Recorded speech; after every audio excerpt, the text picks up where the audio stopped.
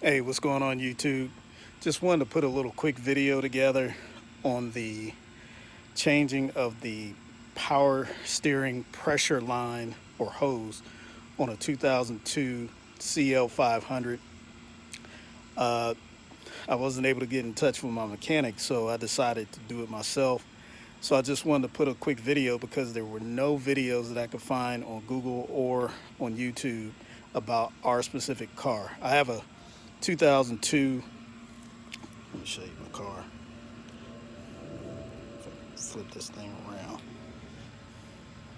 A 2002 CL500 Sport Coupe.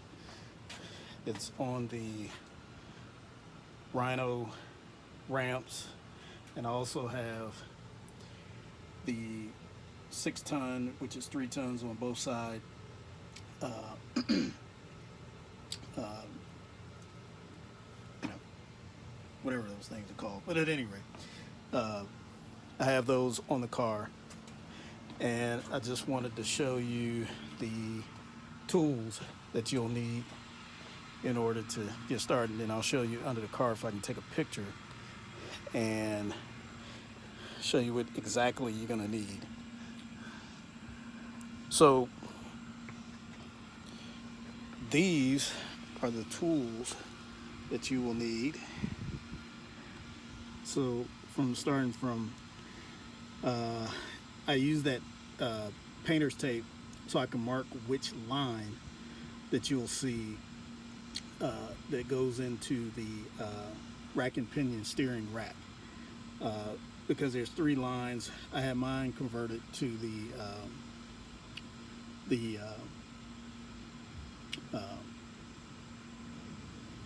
well, anyway, I have my vehicles converted to just regular coil springs, so I don't use the hydraulic system any longer. So I use the tape in order to identify which line is the power steering rack or the power steering pressure hose line. And on the top, you'll obviously need a 7/8, and the 17 millimeter is for the lower end of the pressure line that is down at the steering rack. You probably need both the long handle and the short handle of a 17-inch, because once you get it broke, which is the hardest part of this whole job, you'll want to use the smaller one so that you can actually start unscrewing it from the threading. The 10 millimeter is for the 2 screws that connect the line to the housing of the body of the undercarriage of the vehicle. And then of course you have one that has a kind of Allen wrench style that I'll identify later. But anyway, these are your 2. This is the one I already took out, and this is the new one.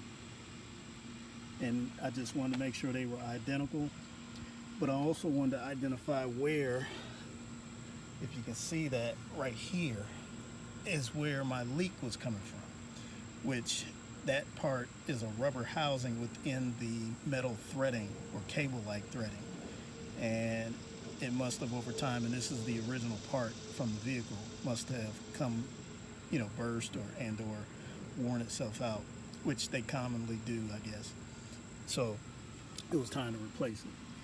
But the hardest part of this job is getting to the lower pressure line screw, which I'm going to try to take a video or take a picture, or I may try to get up under here and show you where this thing is located.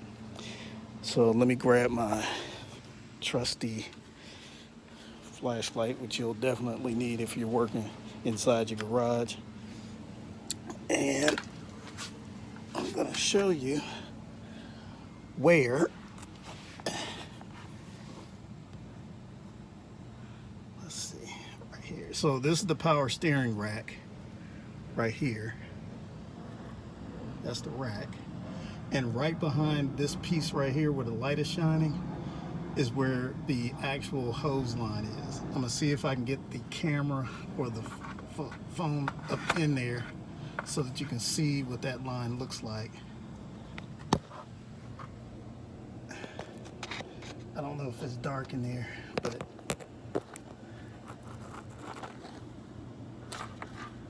I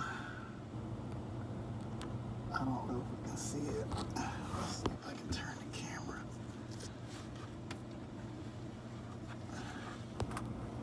That might be a little better angle. Let's see.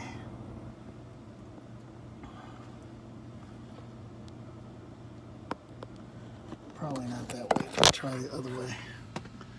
Because when I say it is extremely hard, you're going to be working. You're going to be working without being able to see the actual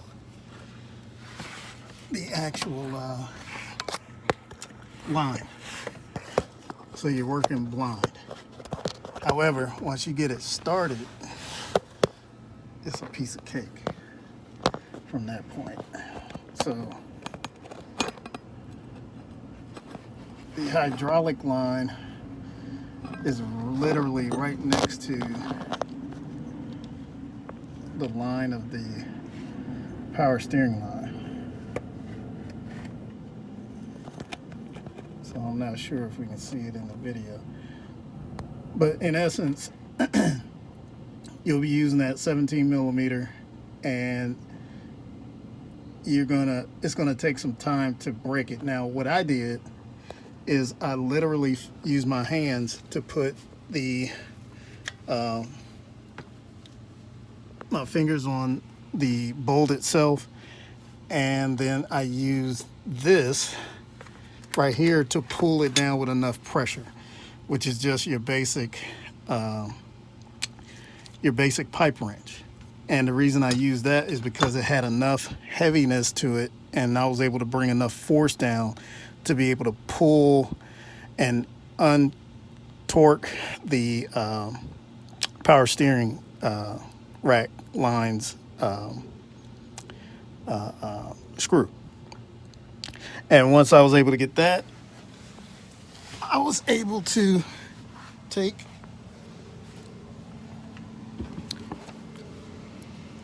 with a couple of screws of the 17-inch of the short one and be able to get the line off. Now, one thing that you do want to be careful of is making sure that you don't cross thread when screwing it back in. That's very important because, and I'm going to show you an example on here. Let's see. See if I can get that. There we go. If you cross thread it, and I know you can notice on the old line, the green color around the top of the screw, which is your it's like a rubber O-ring, and that rubber O-ring gets old, and obviously on the new one that they provide you with new ones. But the one thing you don't want to do is if you cross thread, you're going to mess up your power steering rack, and then you'll have to replace that as well. So just be careful. What I would do and recommend is you put a little bit of either power steering fluid around your threads and screw that in gently to make sure that you're not messing up the threads. In addition, I highly recommend you spend the money on this product right here, which is the OEM recommended product for your power steering line, the power steering fluid that goes into the power steering pump. It's a CHF 11S. It is power steering fluid, but it's made by Pentosan, and it is what's recommended for our vehicle, which is the 2000 to 2006 CL500. Once again, just wanted to put a little video out to make sure that you understand that the major part of getting this job done is getting to that one bolt, which is extremely difficult. But I would recommend you go in from the back end, not the front end, the back end of the where the bolt sits, because it sits behind the hydraulic lines, and it also has a barrier of the power steering rack. So you have to be very careful about getting to it, but you can get to it. It just takes a hell of a lot of time to do it. Actually, it took me an hour to get to it to make sure it was right and to be able to break that bolt. But once you get that, it's going to be pretty easy.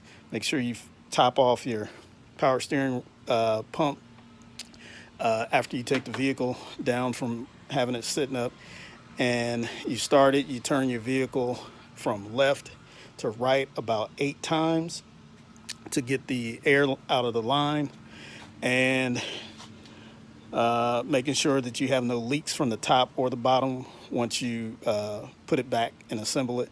Oh, in addition, when you put the line back in, I recommend that you push the silver portion with the red grommets or rubber pieces through the bottom of the vehicle to the top, and then put the pressure line hose back in its proper place, basically, and obviously like you had it when it first took out. I wouldn't go from the top down into the vehicle because it just is too cumbersome to have that line hose that's supposed to be attached at the bottom put in. It's just too much. So at any rate, I would go through the bottom up, and that will help you get the proper alignment of where everything is supposed to go, and just basically tighten it up exactly the way you took it off. So once again, YouTube, I hope this video was helpful. This is my first vehicle video I've ever done. If you think it was helpful, give me a like, subscribe, and share. And if I have enough likes and share, I'll do other videos about my vehicle or our vehicle like this, so that it'll be things that'll be helpful to you. And I hope you guys have a great day. Take care.